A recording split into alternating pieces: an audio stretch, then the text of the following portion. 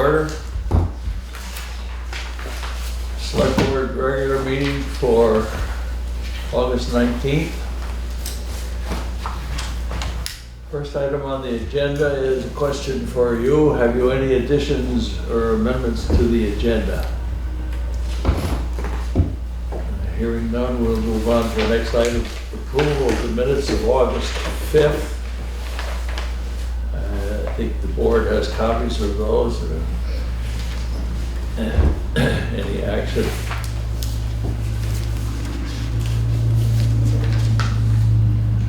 I make a motion to approve the August 5th meetings minutes. Is there a second, please? Second it. Is there discussion on the motion on the table? Hearing none, please.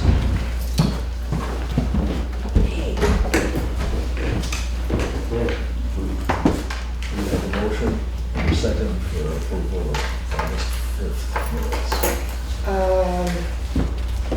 I haven't really seen him, so I'm just gonna say no. I was absent at that one time. Yeah, We both those absent. three. So there's a stand. Okay, Oh, right. For August 5th, are you saying? yeah. Yeah, so it's only you three. Because I wasn't here. All in favor of approval of the August 5th minutes, please say aye. Next up, August 12th, Was that special three? meeting. I'm sorry? Was that three? Sorry. Thank you. Gentleman said speak up to me. Make a motion approval. Do we have a motion for the August 12th minutes? I'll second. Is there discussion on the motion? Hearing none, all in favor of approval, please say aye. Opposed? Aye. Okay. Road business, road foreman and road commissioners report. After looking at many roads with Emily from Wyndham Regional Commission, Timpson Hill is the next road that will have ditch and culvert work with the grants and aid money. We have until June 30th, 2020 to complete this road. I have a proposal from Renault Brothers to extend a short cement culvert on the South Wardsboro Road. It'd be a 3-sided cement box extending the culvert by 6 feet for $4,500. I looked at the stone wall on Cemetery Hill Road. It's bad enough that it looks like it should have an experienced stonemason relay the fairly significant section of the wall, because it's also a retaining wall for that hill. I've received the scope of work for the Lynch Bridge project, and I'm awaiting comments on it from the river engineer before I can go out to bid. So I've sent, I think Pete has the draft as it is right now. The radio repeater on Newfane Hill is now covered by insurance. We went back and forth a few times because if they thought it might be covered, but then they determined it wouldn't be, so it actually is now officially covered by insurance, so if something happens to it. And I just half hour or so ago got the summary for the speed data from Wyndham Regional Commission. I'll review it and I'll be sending it along to you guys to look at also. That's about it. Thank you. Anyone have any questions? Got Renault Brothers to fix that culvert on the South Wadsworth Road. If we have the money to do it, I'd make a motion to have them do it. Second. Been moved and seconded that we give Renault Brothers an opportunity to fix the culvert. Is there any discussion? Hearing none, all in favor of the motion as stated, please say aye. Aye. Opposed? Any abstentions? Thank you. I'd like to go back to the crumbling wall. Yes. Have you anybody in mind that we might approach on that? I don't know who to tell you. Henriette had mentioned to me at the history fair that she knew of someone, and I told her to reach out to you. So It's, But I did tell her you were on it's vacation. gonna be so- significant work, and I haven't looked, but I don't know quite where that money would come from yet, but we'll have to cross that bridge, I guess, when we get to it. There's also, there is down at the orchard, I can't think of what the name of it is, but they have a stone, Yeah. maybe Scott Farm. Stone farm? Yes, Scott Farm, they do Scott the, Farm, they do the yes. stone wall thing, yeah. Yeah, and they have certified stone wallers that go through Classes and programs. so forth. I would recommend that. It's worth looking into. Anything else for the road report? Is there any money in the cemetery fund for something like that? I don't know. Is that a town cemetery? It's not, is it? I think so. It was, well, no, I take that back, because No, that's a private one. that's not mowed by Mark Ray, that's mowed No, by, no, that's a private Yeah. cemetery. that's right. So, But we would be responsible for the, it's the retaining wall Is back way is from the road? on the, it's gonna come in the road if it's Right. not fixed. yeah. But I don't know how else to I word mean, it. because we have what, a certain amount back from Right. the center. Yeah, that right away goes way beyond the walls. Yeah. So it's our wall. Or we- No, it's not. Yeah. We just have a right to go through. It's not our wall, it's our problem. It's our fault, yeah. Okay, well, if you would check on possible funding and we'll follow up on that. Get some quotes on it too, eh? Yeah. Fixing it. Another one would be Steve Fisher, he does that kind of stuff, doesn't he? Yeah, I was thinking of some of the, I mean, there's some real well-known guys, but I don't think we could even afford to go near them, so I was thinking some of the smaller guys might be good choice. So, Thank you. Administrative Assistance Report is the next item on the agenda. August 8th, we had a meeting with Cotton Design regarding the changing floor plans to create the walls between the 3 office spaces. Allowing these walls to go to the ceiling will help control the privacy issue as well as controlling the noise and echo throughout the rest of the building. Today, I phoned Mr. Cotton to discuss their recommendations, and Mr. Cotton understood our needs and suggested using the same floor plans that were created 4 or 5 years ago. Going with this concept, he could estimate our project at about $25,000, including extending the heating ducts. He recommends getting some contractors to submit bids on the project.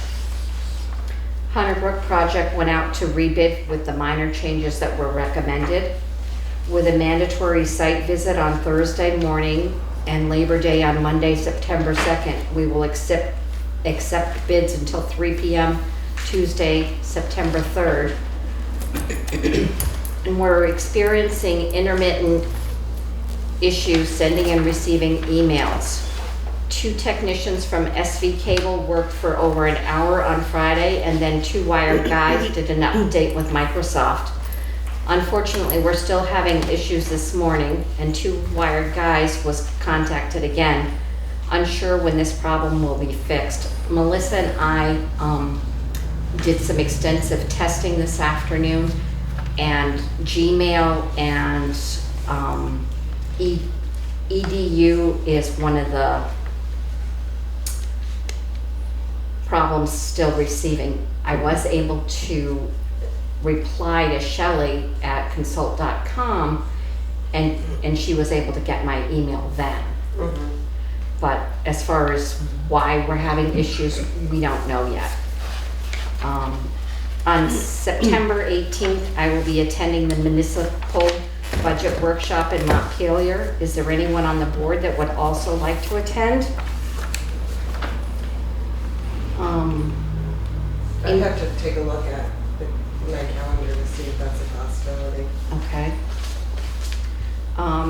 The deadline for early registration is the 11th, so if you could let me know by then. September 11th? Yes, ma'am. Okay. Enclosed in my report is a draft of a letter to Sheriff Anderson inviting him to attend a select board meeting at his convenience. And for the board's approval, I'll send that out. In order to keep things moving, you have that letter, that draft of that letter attached. If you take a couple of minutes to look it over, if we have an okay for sending it. I take a motion to send the letter out to the sheriff. Is there a second? I have a correction on the first sentence. Congratulations on your appointment by Governor Scott, not by the Governor Scott. We already got that. Oh, you did? Yeah, Okay. thank you, yeah. I appreciate that. That's all I got to read. Appreciate it.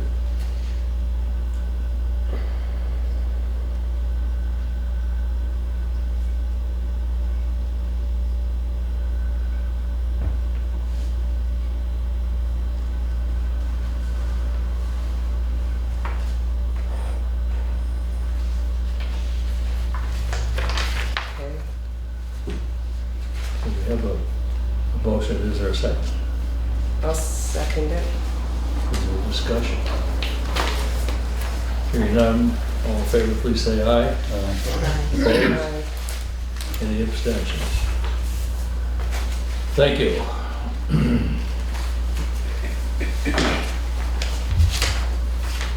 We do need to make a motion to accept both of the road commissioner's report and the administrative assistant's report. Thank you. Let's start with the road commissioner's report. Commissioner of the road foreman's report. I make a motion to accept the road foreman's report. Second. There's a discussion on the motion. Hearing none, all in favor, please say aye. Aye. Okay. Opposed? Nay? Any abstentions? Okay, administrative assistance report. Make a motion to accept it. I will second it. Discussion on the motion. Hearing none, all in favor, please say aye. Aye. Opposed? Any abstentions? Thank you. Thank you. You're welcome. Scheduled members of the public. I'll invite him up first. Yep, Okay, think you are. that's me. So I'm Pamela Corbett. I'm going to pass this from, if you could take one and just pass it on to everybody. There's some hand out. So I am from the Health Department in Brattleboro. Thank you for having me. What I want to talk with you all about is for you to consider becoming what we call a closed point of distribution, or we use the acronym a closed pod. So I need to do a little bit of quick public health education so you understand how the state would work with the towns and all the other healthcare entities, so you can put into kind of a framework of what I'm hoping you're interested in. Before I get started, can I ask, do you have an emergency management director for your Yep. town? Is it you? Oh, I'm so glad you're here. Good, because this is really also, you'll be a key guy in this. So if we have a public health emergency, and let's say for the benefit of this conversation, let's say we have an anthrax exposure in this area, the health department is going to open up what we call open, meaning open to the public, points of distribution, open pods where we are going to dispense prophylaxis medication to help protect the public. And we've got memorandums of understanding in place with 5 different sites in the Brattleboro area that we can give them 4 hours notice if we have to charge in, and we can dispense, open up clinics and dispense medications.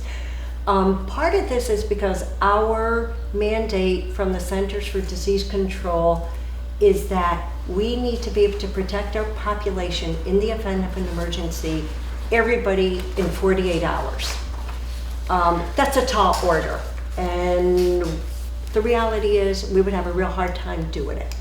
So kind of with that recognition, the idea came of what we call closed pods, meaning you are close to the public, but you can protect your own staff or your own employees. So again, if we have like an anthrax exposure, I would be contacting whoever you tell me to contact and say, do you want to accept medications? And you can then distribute it to your town employees, to their families if you so choose. And where towns are really critical is because you've got emergency responders. We want to protect those emergency responders, make sure they get the medications they need, and so they can go out and they can do their job. You don't want your emergency responders tied up in line at Brattleboro Area Middle School with another 40,000 people, and they're going to be in a big long line not able to respond to the needs for the town. So what this would be, now the beauty of this agreement is you do not have to open. So again, if we should have a public health emergency, perhaps you're my primary contact, I contact you and say, do you want to accept medications and do you want to distribute them to your staff and to their families if you so choose? You might say, we don't want to do it. We'd rather send everybody down to Brattleboro Area Middle School or wherever our staff will be distributing medications. So it's kind of a win-win situation for you. You really can't lose because you can always turn it down. You're under no obligation. But what we're saying is, if you do want to accept them, tell me who to contact. Tell me how many pills you would need. This is not vaccinations. Right. This is distributing pills. And sign this memorandum of understanding. So it really is, again, we're looking at, I can tell you town of Brattleboro has signed up, town of Jamaica signed up, Putney signed up today. Certainly all the healthcare facilities have signed up, all the school districts have signed up. So again, it's for us to say, how do we protect the maximum number of people in the shortest period of time? The one caveat would be you do need, understand first, I should have said this at the beginning. This isn't a governor's declared public health emergency. So all normal operations would cease to function. Schools would not be open, businesses would not be open. This is a true public health emergency. The caveat would be you do need a health care provider, and that being a doctor, a nurse, a pharmacist. There's a couple other different types of licenses to oversee what you're doing.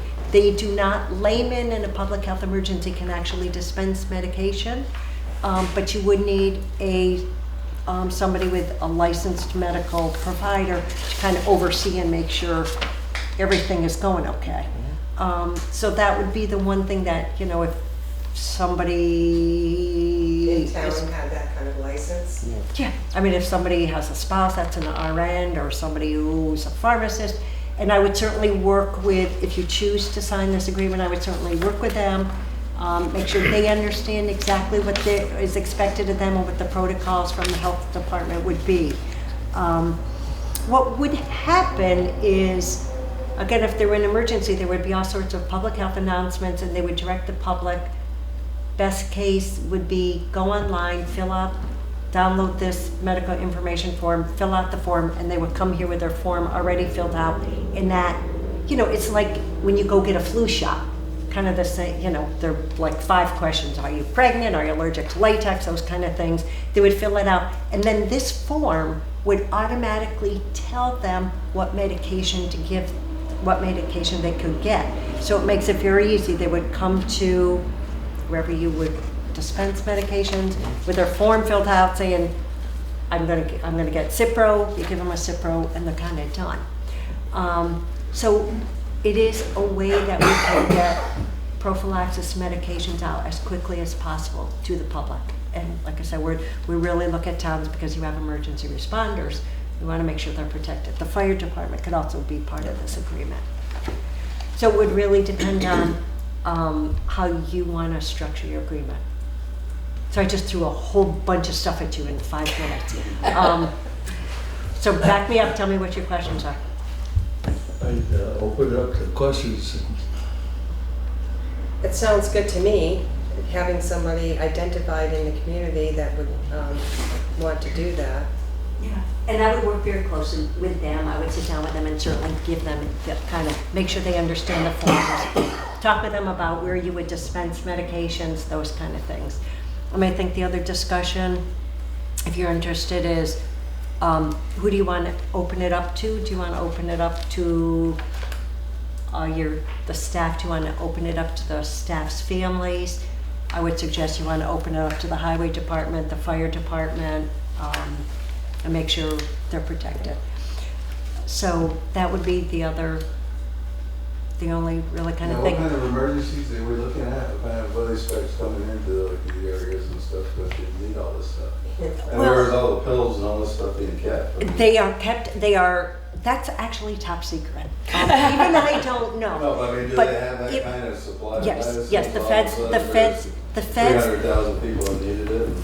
the feds have 4, I believe, sites around the country where they have very large caches of all kinds of medicines. If we have an emergency, our central office would be contacting the feds. They would actually release whatever we need. It gets flown up probably to the Burlington area, is my guess. It gets broken down into who needs what up in Burlington, and then it comes down here. What's left over? Hopefully a whole lot You guys get more. a deal. We've actually practiced this. We do what we call exercises, and they actually brought them down. We had 3 Black Hawk helicopters actually fly down with what were Tic Tacs, but they were medications, and we pretended we had a public health At least you think emergency. we're getting something here. Yeah. So we've practiced this. Feel better. Yeah, no, we are, there's an awful lot of work that happens to respond to public health emergencies. There is, I mean, I'm that's just curious why all of a sudden they're looking at this kind of thing. I mean, just because what's going on around or what? No, and this program, Becoming Close Pots, has actually been in place for a couple years. And that is my job, to get people to sign on, one of the pieces of my job. And so the first places that I went were the hospital, were the long-term care facilities, to the facilities that work with people that are not ambulatory, because we don't want to be moving people that are in a wheelchair and bringing them to an area where we've got 40,000 people clamoring for medications. The school districts, where there were large groups of people and where there was a medical provider right there. When I come to the towns, it sometimes becomes a little bit trickier because you don't necessarily have a medical provider that you can easily get on board. So that's why I went to the low-hanging fruit first, which was where the medical providers. If you can't find a medical provider, there are a group of volunteers called the Medical Reserve Corps, which is kind of like the Red Cross, but for health.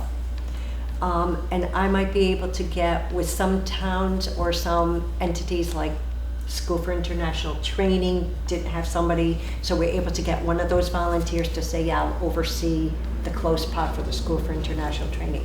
So I might be able to find a volunteer for you that would be available. Their name and their license number would go on that form as the person that would oversee the pod for the town of Newfane. There is nobody on that is a current volunteer that lives in Newfane, otherwise that would be pretty easy, so I'd have to kind of look around and see, who else might Quite a be few medical interested. people in town that we could Probably talk, Oh, yeah, Yeah. yeah, and I'd be happy to sit down and talk with them and meet with them, if you want to be part of that, certainly. And then have them see the forms and understand exactly what their responsibility is. I think it would be beneficial for the town to collaborate with the fire department, as that is a nice space to have available if something were to occur. Well, what happens in an emergency, Jay, if something happens, like where do people go and that sort of thing? Fire station. Yeah, okay. So you might want to think about another place where you're distributing, because this would not be for the general public. Right. Will be coming to our clinic. So you would just be your 75 people or whatever you choose. So you might want to keep them away from the place where you're going to have the public gather. Do it here or something, yeah. Yeah. You do it here. Yeah. Yeah. Place here. Yeah.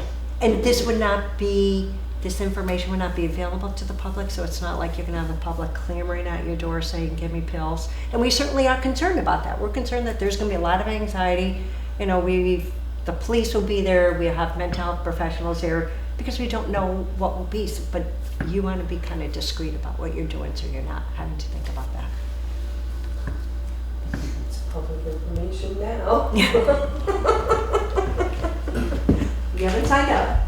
You But that can all be a But I mean, decision made off you know, an executive session, I would think, since it's gotta be somewhat private.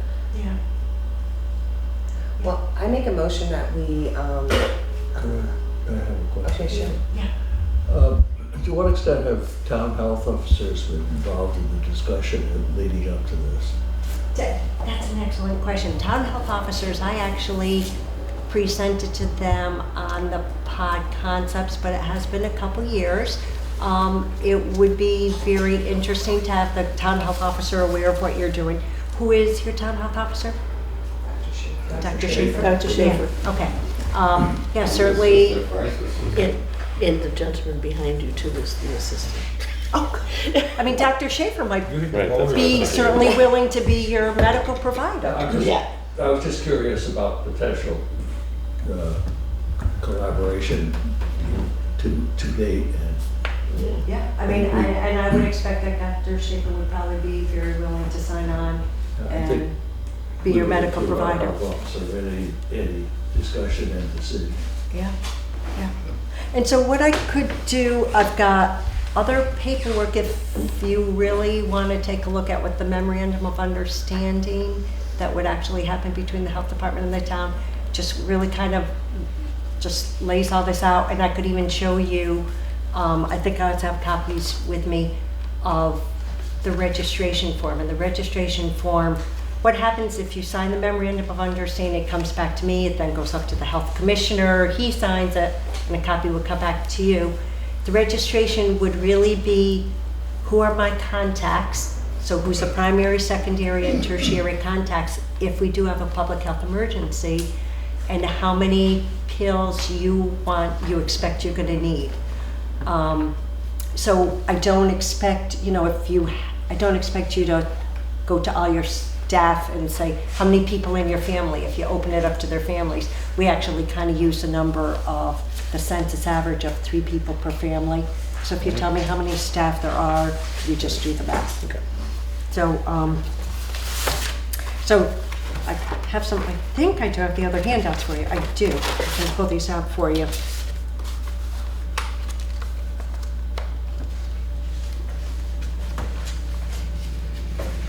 Any more questions while I'm getting these out? Meanwhile, there could be something happening in the public health or general public in other locations. It's to relieve the pressure off of that. Exactly. Okay. Exactly. And, we don't know. It could be something that happens just in the Brattleboro area, or it could be something that happens statewide. If it's just a Brattleboro area, the health department will call on, there's 12 district offices, all these other district offices will come down, they will help us, and we will open up, we've got 5 or 6 different pod sites that we could serve the public. If it's statewide though, they're not available to us, and we're really on our own, and we're a staff of 12 people. So we're not, we're gonna be probably opening up a pod at Brattleboro Area Middle School or perhaps a VFW, and we're gonna try to get a whole lot of people through that the best that we can. So it's open pod and closed pod. right, Yeah. And open pod meaning that's us, we are open to the public. Right, generally. You are closed, you are only to who you say can get medications. Right. Okay? So here's, can pass these around, there's other memorandums of understanding. Just want to do that for a moment. See if I have some of these registration forms. I do.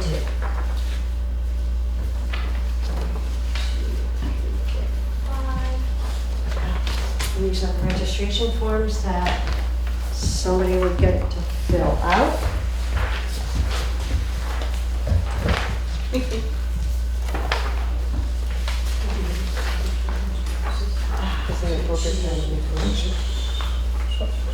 Yeah, I got The MOU and I also got this.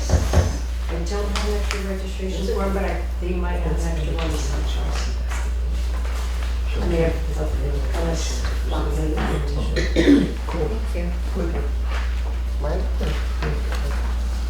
can I ask one more quick question? absolutely. A pool, if you will, of potential providers would be off-duty nurses and others. So have you had coordination with the hospitals? With any of that idea in mind? Or-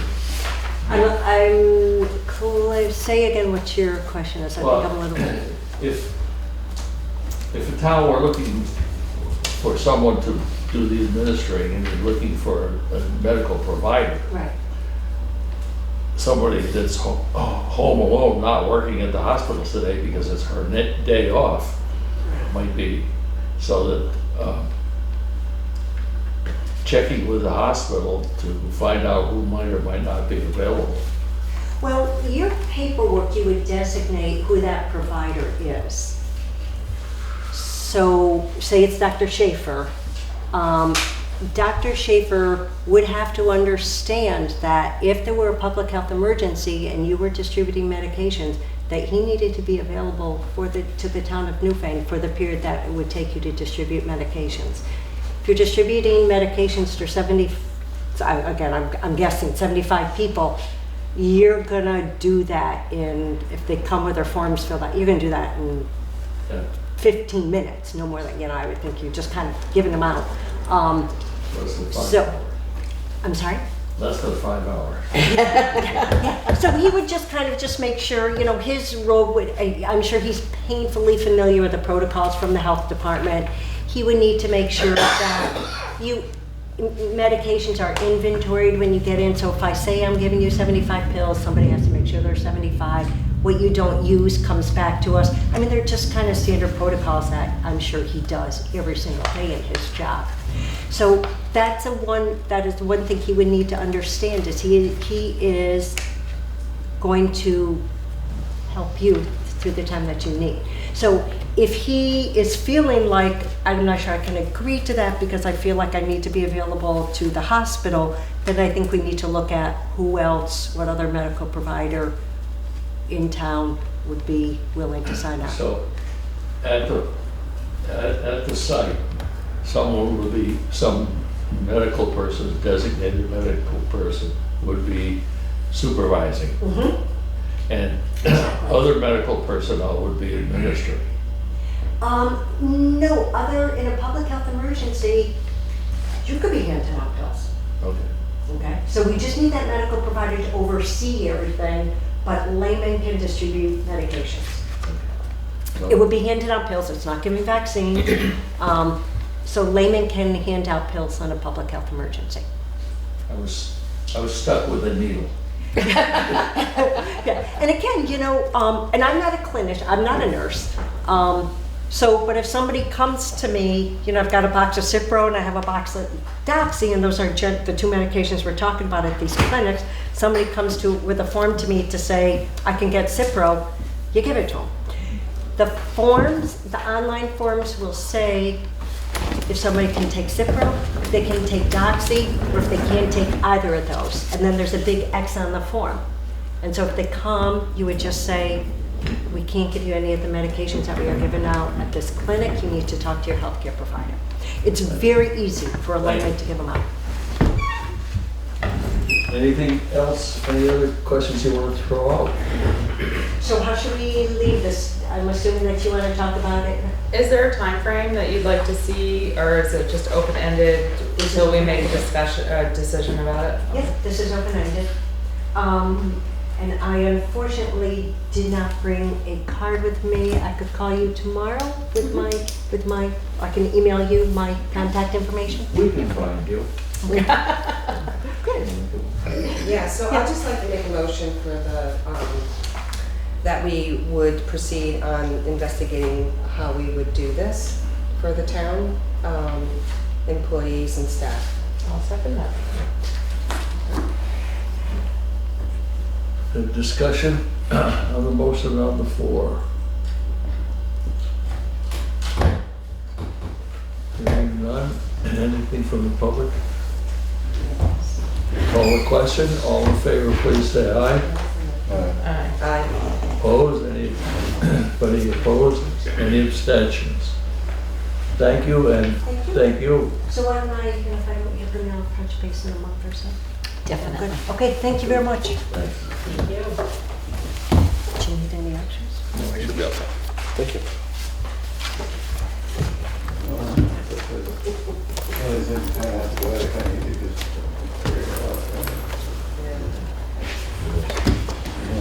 because Yeah, I don't know. oh, they- Doris, Yes, you're up. I'm here to talk about homestead late filers. And I gave you a memo and some information. For the past several years, the town of Newfane has waived the penalty for late filers for the homestead. This year, when you set up to do the tax bills, there's a little box that you check that says waive the penalty. That box didn't get checked. For whatever, we have 13 property owners that have been charged an 8% penalty. Not sure the reasons for some of these late filings, but I know that some, the tax preparer did not file it on time, even though they had the information from the taxpayer. The amounts range from $135 to $512 for not filing the HS 122 on time. That's just supposed to be by April 15th. Now, this year on the tax bills, on the back of the tax bill, if you notice, there's a information about that you're supposed to file it and file it on time, but you don't get the tax bill until the end of June. So people wouldn't necessarily realize that.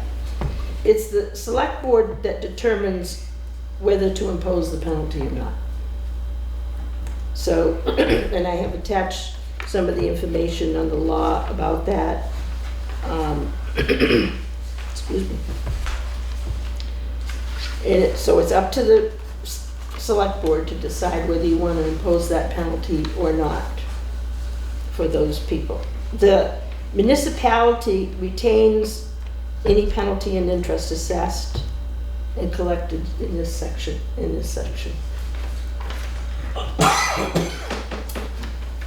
The amount for these 13 people is currently at $4,200.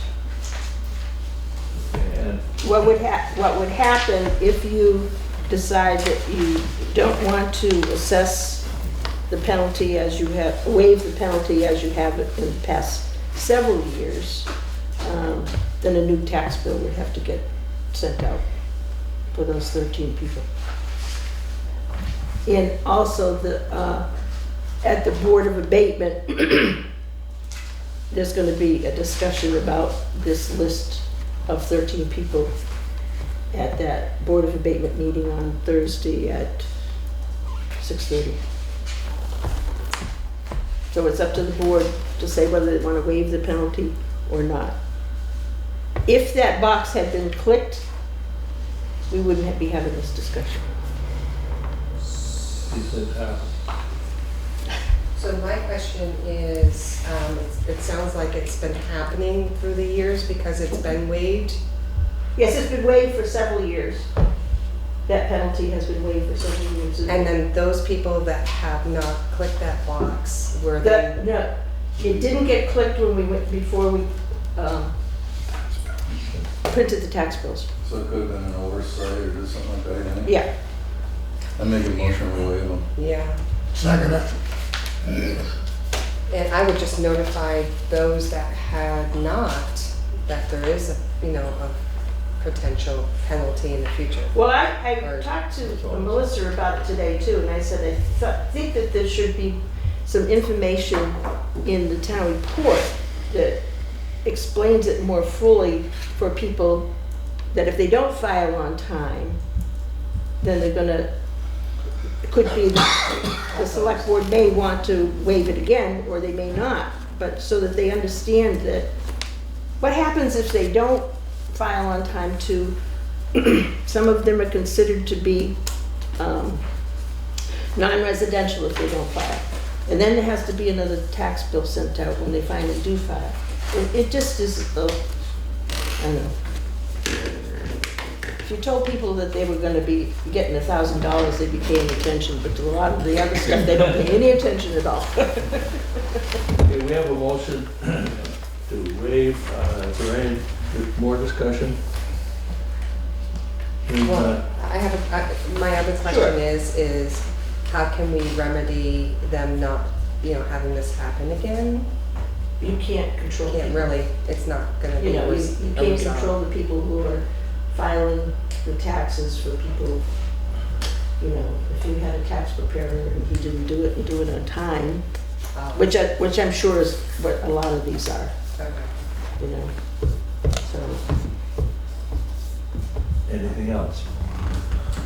Hearing nothing, all in favor of the motion to waive in this instance, please say aye. Aye. Anyone opposed?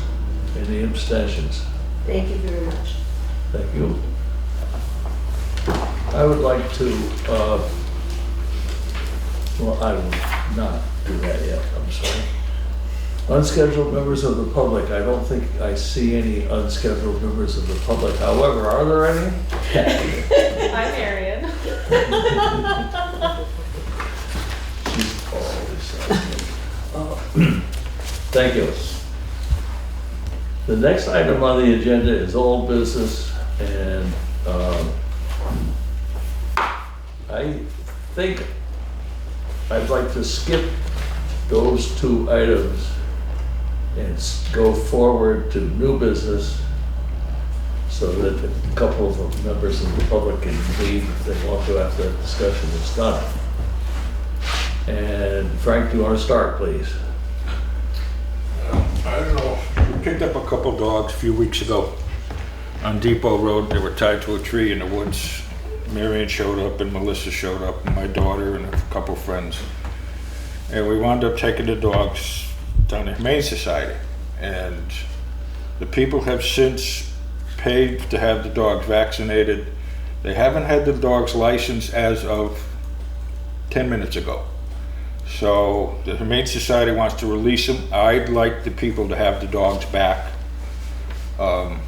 They visited the dogs, they bought the dogs the right food, they've spent a lot of time with the dogs this whole week. So I, for one, don't want to see the dogs taken away from them. These are the people who were staying at the South Newfane store. So the good dogs, they've got all their shots, they've got everything they need, they just haven't been licensed with the town. I only found that out this afternoon. Otherwise, I was recommended to the board that we should release the dogs. So it's really up to you folks.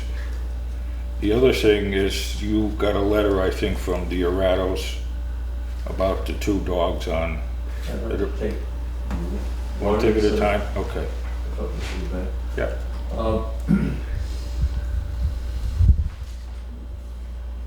My suggestion would be that we, if we do want to release them, that we ask that they be licensed before they are released. I talked to a lady down at the Humane Society this afternoon, and I asked her if they were, they got all the shots, yes, and they paid their fees. And I said, well, to the best of my knowledge, they haven't been licensed with the town clerk. So I said, you can't release these dogs till I call you. So she's well aware what's going on. Further discussion, questions? Questions? So is that a motion? I'm looking for a motion at this I'll point. second what you just said. Thank you.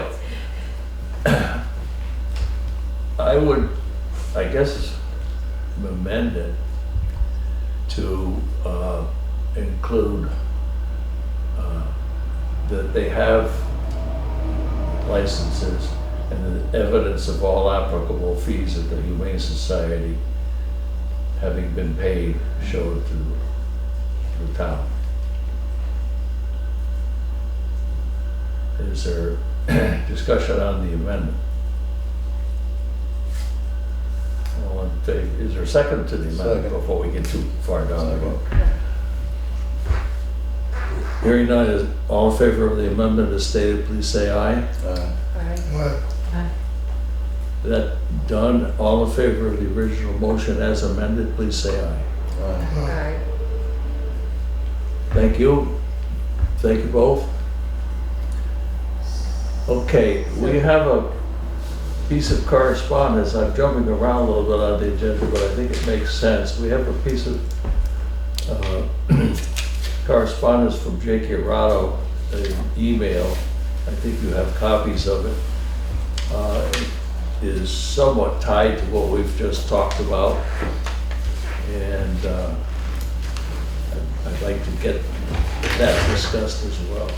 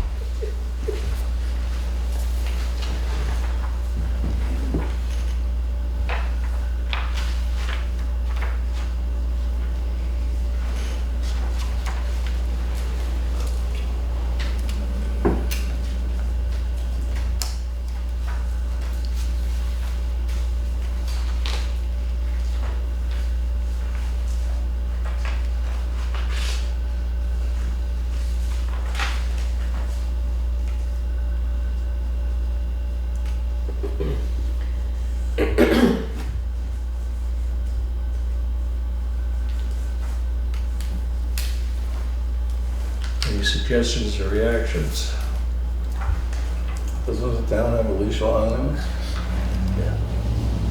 The town does have a dog ordinance that was originally enacted in 2004, amended in '05.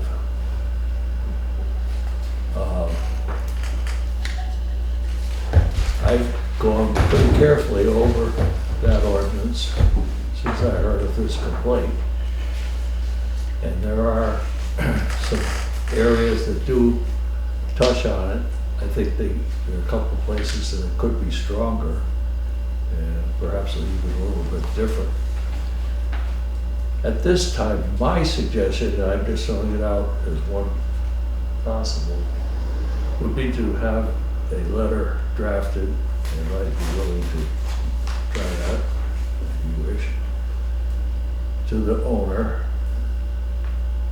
outlining that the board has received complaints about the activity of the dogs, and that so far there have been no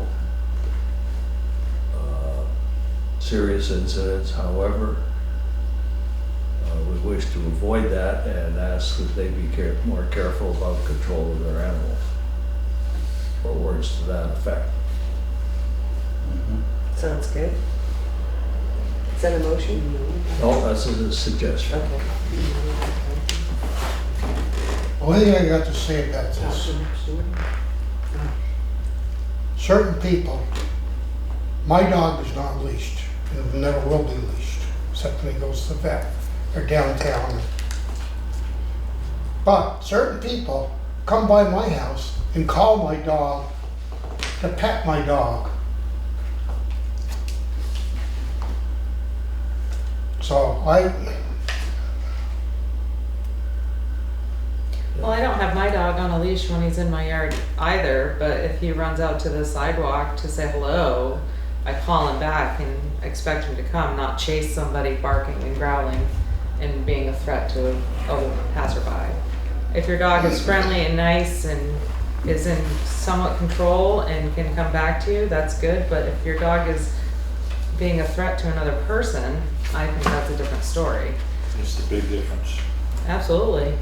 that's why I live in the country, not in the damn town. Well, Would this you is the be country. willing to let us know for the audience and me? I don't know really what the incident is or what this letter is about. If you could just summarize it for us, please. Basically, Jake was walking her dog, and said, I walk my dog often around Parish Hill, Baker Brook, and had to deal with a few aggressive, unleashed dogs who aren't under voice control of their owners. In addition to that, owners are slow to do anything as these dogs are charging toward me and Gabby, who is smaller and timid. I think that paragraph pretty much, and Then may I respond? sure. This just doesn't happen in the country. It happens in the town, in the village here too. And we had a former animal control officer who was informed almost every time that particular dogs would just run out of somebody's driveway, literally cross the street to a woman with children, and was extremely aggressive. That was one incident. Then we have another dog on the street, for example. The owners don't see any reason why they should put the dog on the leash. So the dog is a well-behaved dog. It was already hit by a car when it was a puppy on Route 30. This dog comes over to my house, to other people's homes. They have been spoken to several times, but they're not interested in putting the dog on the leash unless they feel like it. And I know that we have a town ordinance and a village ordinance about leash dogs, and it was very difficult for us to get anything done. The former animal patrol officer finally did address the woman who had the aggressive dog and said that she would be fined if it happened again, and I don't know what happened after that. Actually, she moved after that. But it's a problem, and I think one of the things that we should be doing as a village and a town is to make it much more known to people that there are ordinances and that we shouldn't have to wait several times before there's a fine for that. I mean, remember we had the woman with the kennel up the road. There was an issue with that. And it just seems that it's almost like we're waiting for an event to happen, a bad event to happen before we are very strict about it. Yeah, we wouldn't want to see anybody get bitten Right. by an aggressive I sure animal. don't. Right, I don't. yeah. And these are aggressive dogs, the ones we're talking about. And I understand what Marion's saying. And the thing is, what do we do? I mean, suppose I went there and these dogs attacked me. I have no tools. I have nothing to defend myself. What did you find when you said in the email, it says that you told her that you were gonna go up and take a look? What did you find when you went up there? I took a ride over there that day and there was no dogs around. And a lot of times I'll take a ride from my end of town to another. By the time I get there, the problem's over with. You never find anything. And it's, you know, it's an issue. It's also an issue. What do you do if two dogs are coming after you? What do you do? I mean, I don't want to hurt any animals, but then again, I don't want to get hurt either. Right. So, I don't know. The other thing is, the Humane Society will not take an aggressive dog. So it's really up to the town's responsibility. If, say, these two dogs that are in question here were captured, where do I take them? Right. I take them to my house. And I've resigned from this job, by the way. I don't know if you guys remember, but my name is still, no, and it's still on the, yeah, I know. It's still on the website, so I get the calls, and I don't mind, I really don't, and I'll stay doing it. But the problem is, what do we do with an aggressive dog? I mean, I've got enough land, I've got a dog kennel in my barn, and Carol gave me a big cage, but, you know, what do you do? I mean, the ordinance, I read it too, Pete. The ordinance is how wolf hybrids, it was probably the time that wolf hybrids were a problem in town. And it's all over the ordinance, but what do you do with an aggressive dog? Your Humane Society has told me, we don't want them, so don't bring them here. So that means the town's kind of stuck with it, so. Well, I like the idea of your suggestion of writing a letter to the homeowners and then citing what's in our ordinance. And that way they're aware that we are taking action at some. Yeah, they could be fined Yeah. and whatever, you know, as it escalates. Well, I agree with Chris too in one sense. I mean, like he said, his dog's never on leash, he doesn't have to, but they're not chasing everybody down the road. Right. That makes a big difference too, you know, I mean, and a lot of people got them electrical wires around their land, so the dog runs up to that and that's where it goes, you know. Right, well, that's one thing that your dog stops at the end of your property. It's another thing when your dog is being aggressive out And in the chasing somebody roadway down and the chasing. street with another dog trying to walk in. That's a problem. Yeah. You know, sooner or later, you know, something will, you know, happen to it. And then people end up in lawsuits and all that stuff, you know. And this didn't just happen to the person who wrote the letter. There are other neighbors who've walked their smaller dogs and picked their dogs up. I had a nice conversation with her on the phone, and I felt real bad for her, because all she wants to do is take her dog for a walk. And as she should be able to. You know, you warn them and stuff like that and tell them, but yeah, they ought to know enough to do it themselves anyways, because if they have a problem, like I said, if somebody ever gets bit, you got a lawsuit. Just like you said, you go up there and they attack you, what are you gonna do? If you have to fight them up, you end up killing one of them dogs. Yeah. They're gonna sue you for killing the friggin' dog, you know? Yeah, and that's the thing. What do I do? Yeah, and they want them attacking me, I know what Coming I after do. me. Yeah. These dogs are fairly new to the neighborhood. They haven't been there that long. So make them aware. Yep. If my memory serves me, we have a suggestion on the table, but not a motion yet. I will make a Oh, I motion. have an idea. Okay. So I was just thinking that when Carol gives us the licenses, when we have to come in and get licensed, maybe at that time, a letter should go along with the license that the owner has to sign, and they have a copy in town hall, that there are laws and ordinances in the town. And that part of having a dog and having it licensed is that you as the owner are responsible for your dog. I mean, I know my dog, I know her personality, she's adorable, and I don't trust her for a minute. Really, I don't, you know, she's 3.5, and she's like, you know, she allows us to live in her house, that's what I do. But truthfully, I think that something could be given out from the town clerk when you come in for your license every year. Attached And have the ordinance to person license. sign it and the town keep a copy. And that if something happens, X amount of money, fine.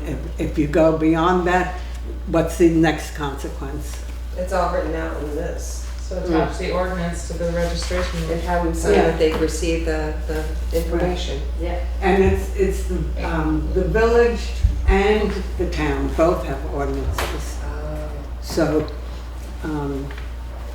you know, then maybe we have to have a copy of the town of Newfane and then a copy of the incorporated village of Newfane, because sometimes people think different laws, but it's not. How does that work? What? The town, the village The town, ordinances? The Village of Newfane at our annual meeting could, when we send out our letter that we're having our annual meeting, we could attach something in there about the ordinance for animals. But I think for the purposes of attaching it to your registration, it's pretty much similar to this. So, the town has the ultimate responsibility, but the village plugs in. Okay, that's what I'm thinking. I like your suggestion. I think it's something we could work out between now and license time. So for now, I make the motion and we go with Pete's suggestion. Is there a second? second. Is there discussion, further discussion? Hearing none, all in favor, please say aye. Aye. Opposed? Abstain? If I don't write myself a note, I won't write a letter. I found a dog that's loose. That's where I find the owner. If I don't find the owner, I take it down to the Humane Society, and it costs them money to go get them. Yeah. So, loose dogs, how many times are they gonna go down and pay $60, $70 or whatever before they say, well, maybe we better put them on a leash? So, Or at least train them to stay on the land. pardon me? Or at least train them to stay on their own property. Yes. Yeah.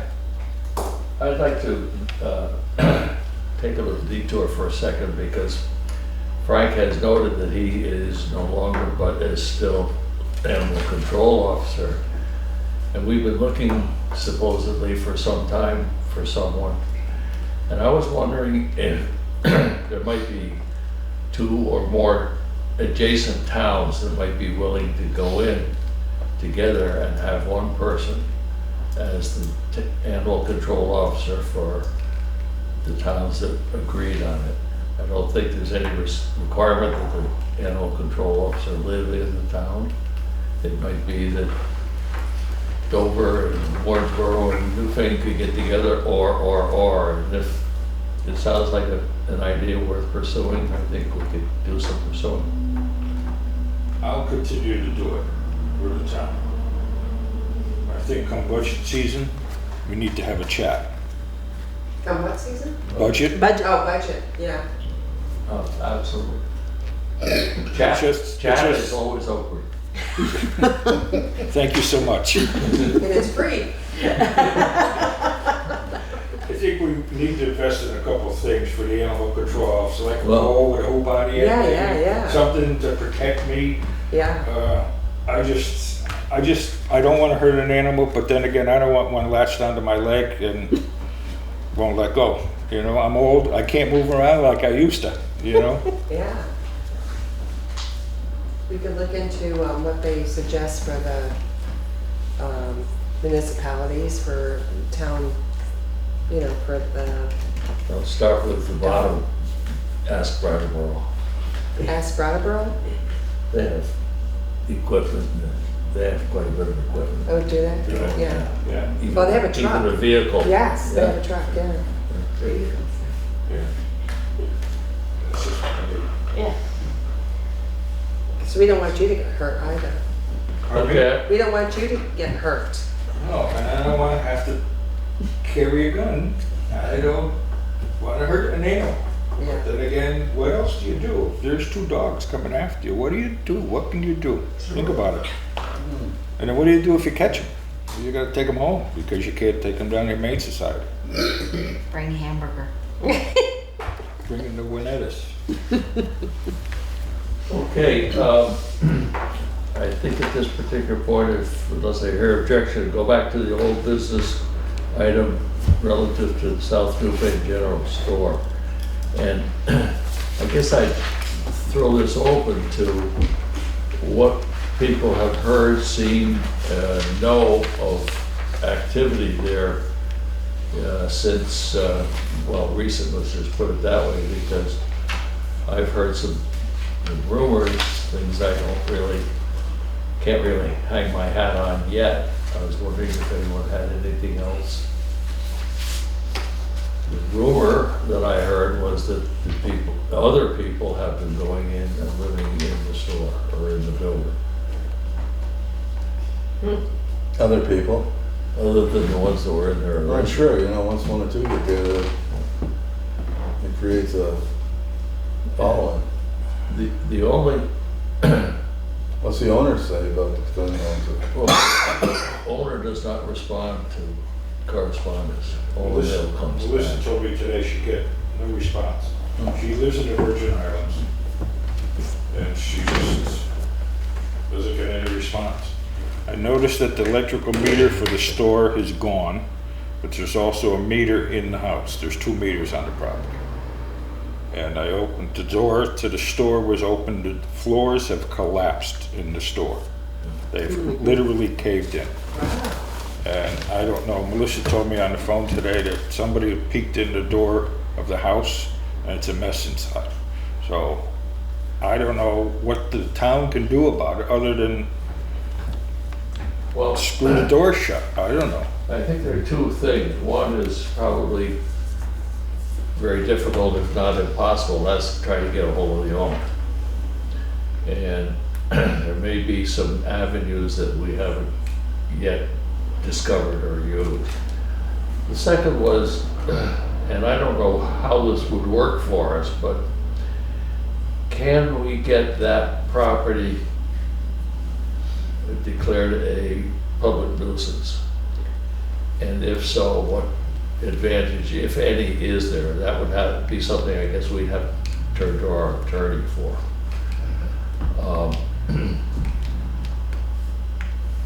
I think that I worry that the town has some, maybe this little, but it's still some responsibility if we don't, knowing what we do know in regard to that property, if we don't take some action. Well, there was another building in town that was kind of under question as far as whether or not it could be condemned.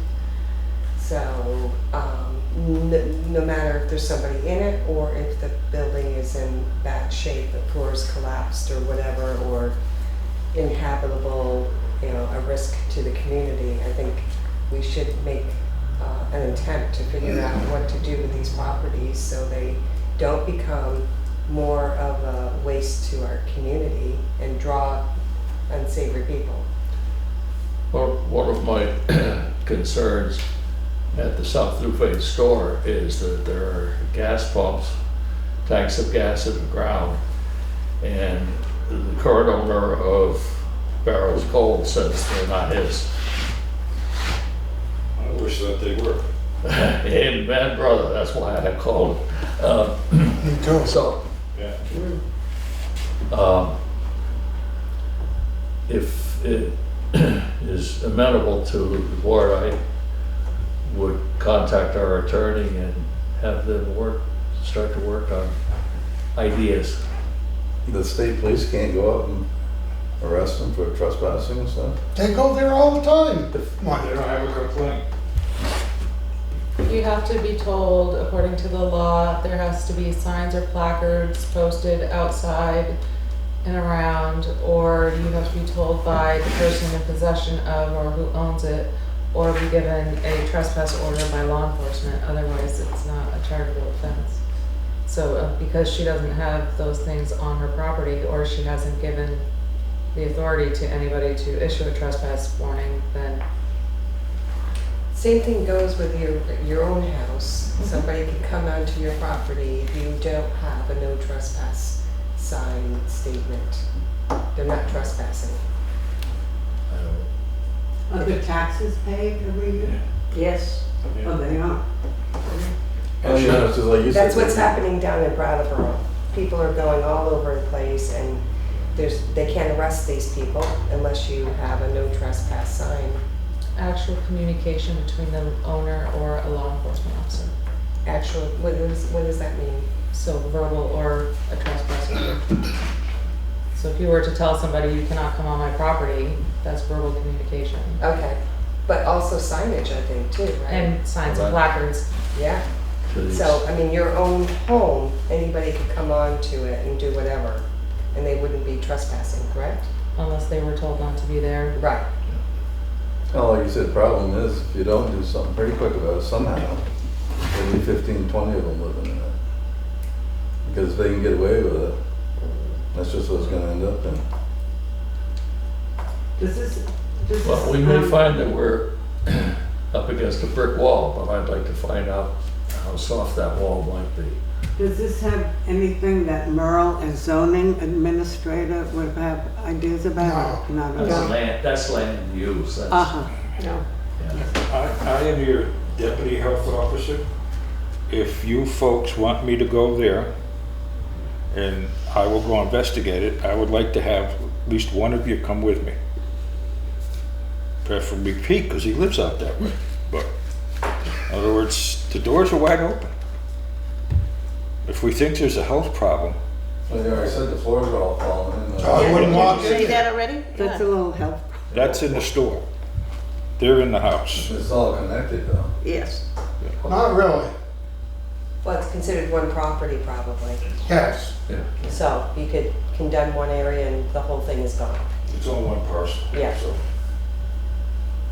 And there's no And setback. it's on a postage stamp. Yes. What I No setback. What I think probably the routine would be to find out what the possibilities are, and then what we have to have in terms of evidence or whatever to make that possible. Don't bother stopping in my house to pick me up on your way. But not, First time. but also not just making it for this one property. No, But exactly. any property in town. right? Well, but to the extent that the situations are the same, yes, if the situations are different. Yeah. Okay, does anybody feel we need a motion for me to approach the town attorney, or do you think the sense of the meeting is that it's I okay? think it would be good, just go ahead and do it. That's my personal opinion. I agree. We could just make it official and make a motion. Well, So it's documented. I'll listen to almost anything that happens. Well, I just make a motion that we give you the authority to speak with the lawyer, Okay, Town attorney. everything. town attorney regarding, buildings that are awesome. nuisance buildings.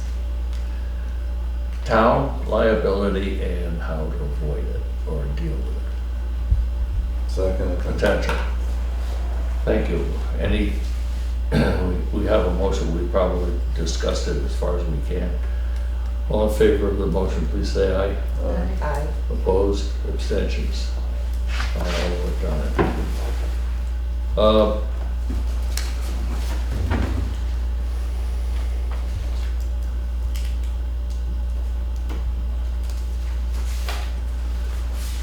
Okay. The conflict of interest policy is on our agenda for this evening at the request of one of our members. And I wonder if it would be useful for us to not spend a lot of time this evening worrying about it, but to take a little time between now and we can put it on the agenda for next meeting. And each of us as individuals develop reactions to it and things we think ought to be changed, added. Excuse me. Sounds good. So, under review. Okay. I make a motion to continue the conflict of interest policy for the town of Newfane and have it under review until our next meeting. Thank you.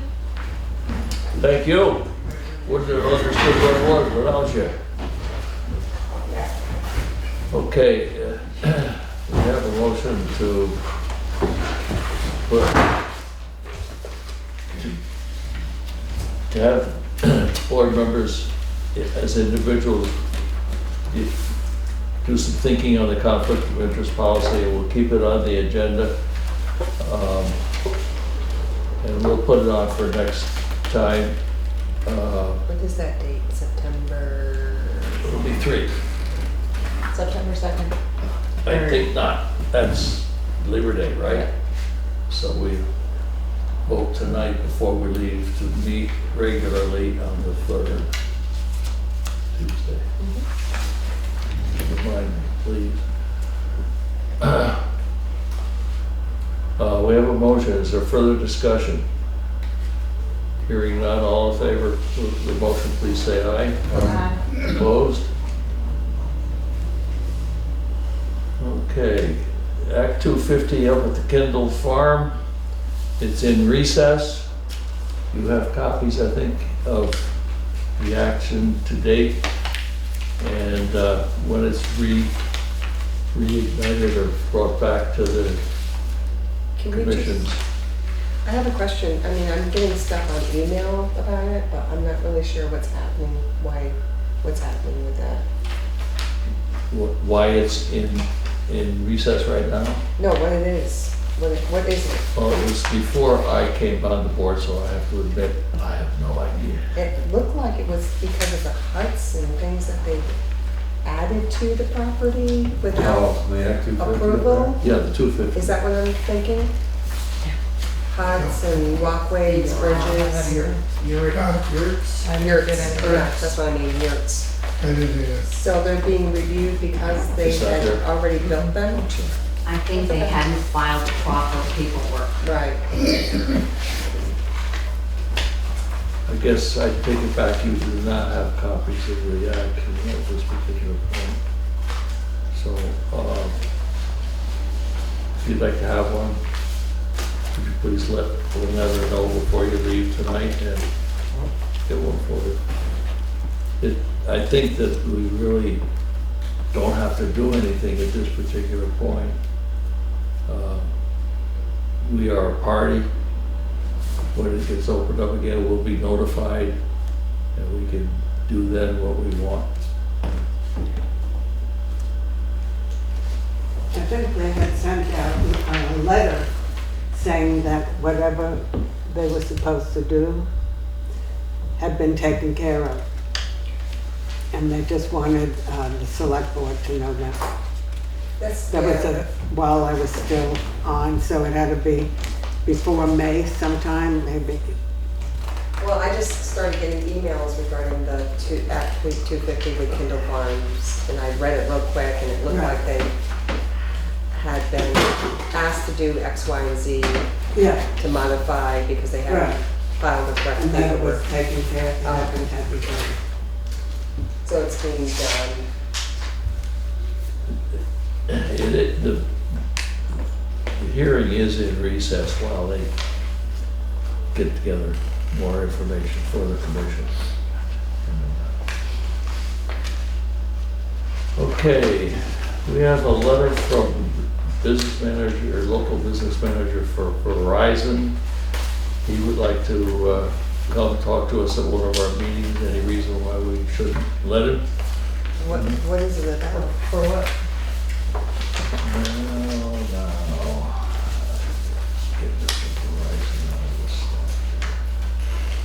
stationery.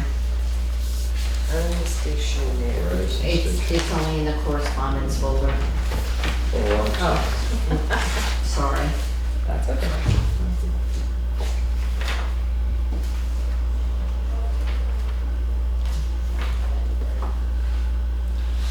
Okay, it's quick and easy, I'll read it. Hi, he says.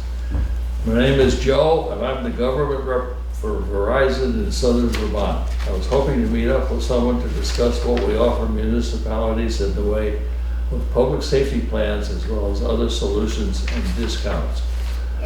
Whom should I look to talk about this? Thank you, Joe. So we could invite him into a meeting and listen to him. Sounds good. Okay, we'll let him know when our meetings are, and he can let one another know when he wants to come. Okay. Okay, also under correspondence, I'm afraid I jumped over Bob Litchfield's letter, which was very nice relative to his impression of the looks of the front of the, and around the building, this building.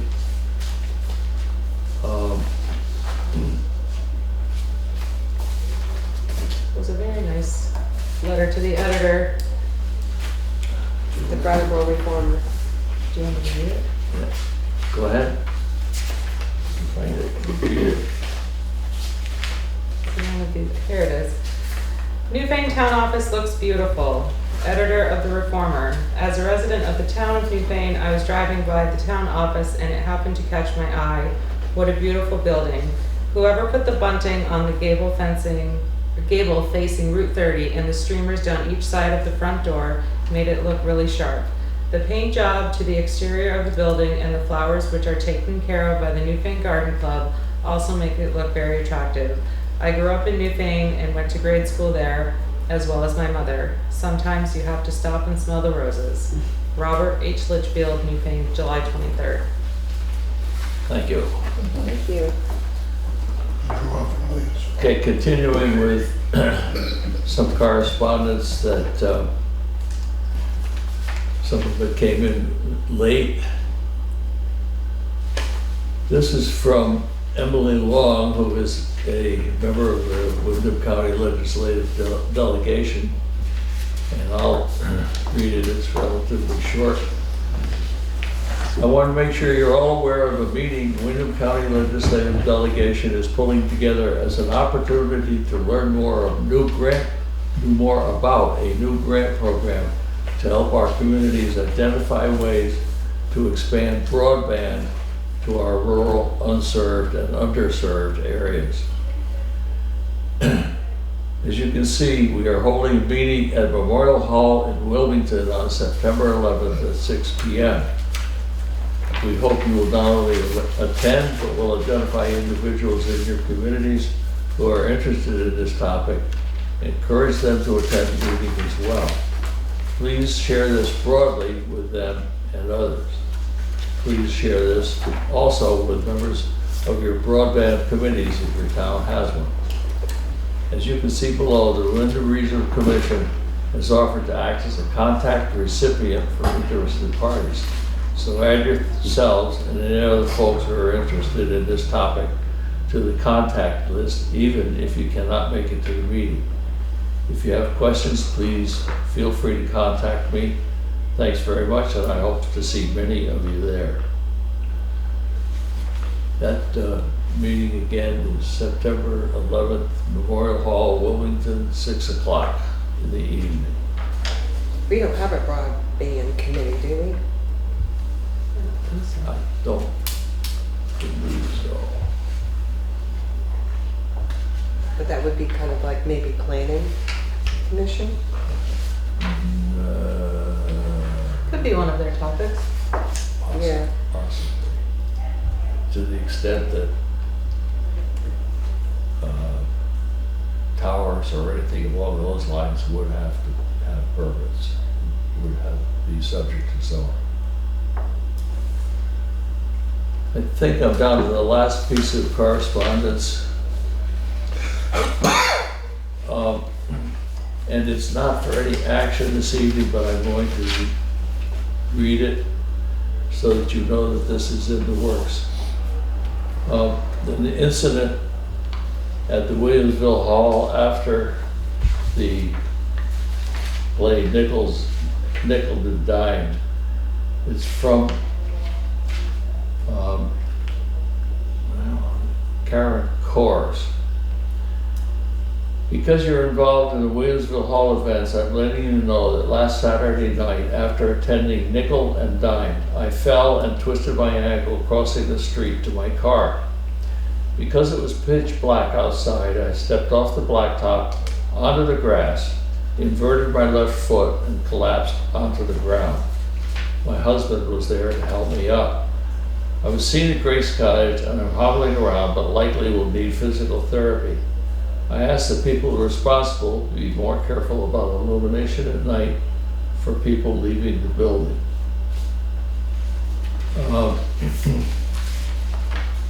The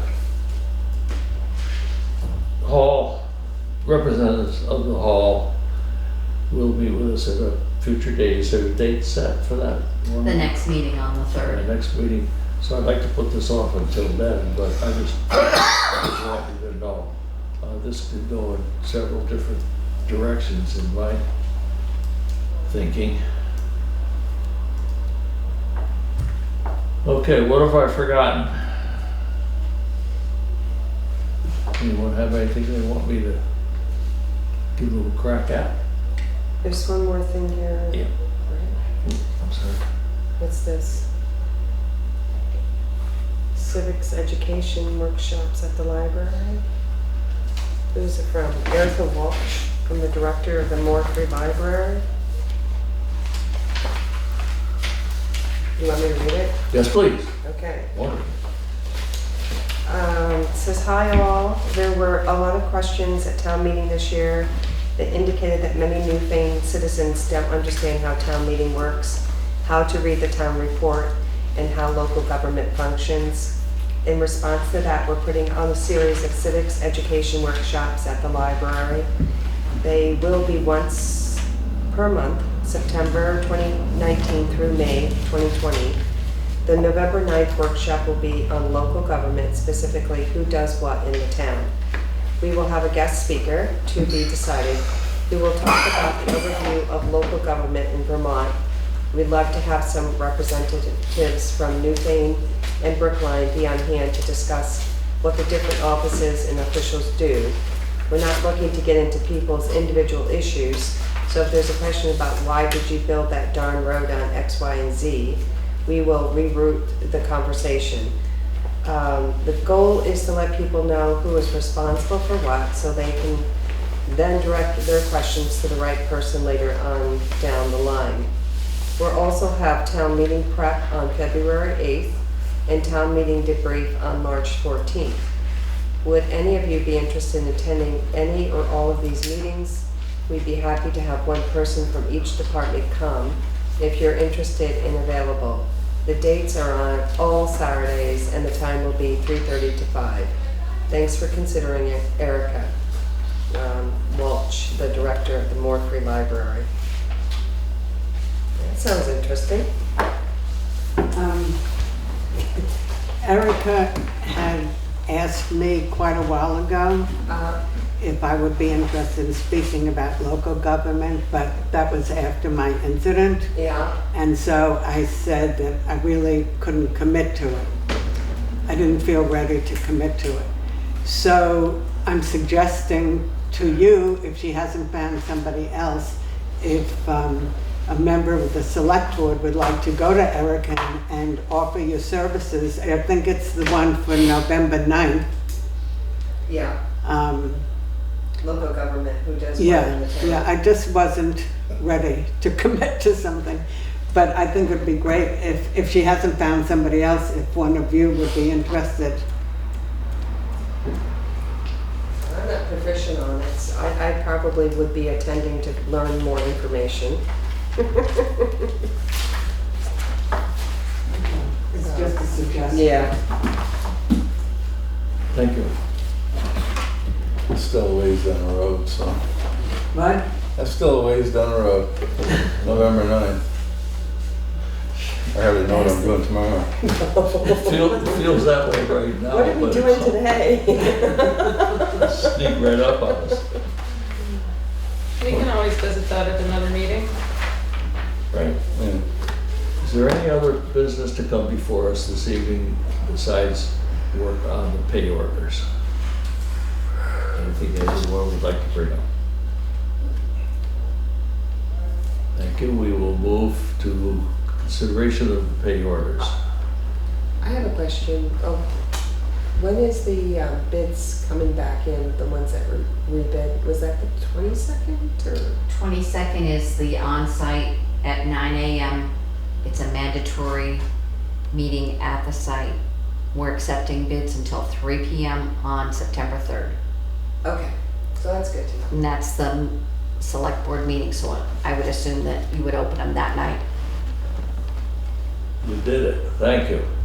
We do have one more piece of business. We need to act to have our first regular meeting in September on Tuesday the 3rd, as Monday the 2nd is Labor Day. Make a motion that we meet on September 3rd. I'll second. Thank you. Any discussion? All in favor, please say aye. Aye. Thank you. Who wants which? I forgot to mention this, that about the conflict of interest, if I can revisit that real quick, that I just had a member of the public stop me, that they had concerns about it, but I will address it when we do it at the next meeting, if that's okay. Sure. I just wanted to make sure that you all knew that someone talked to me about it, and I wanted to bring it to the board. They'd like to stay unknown, so, Okay. but I will address it at that time. I think it is key enough and in the spotlight, and I think it would be very helpful for us to take a few minutes and hold quiet and take a look at it. And I thank you.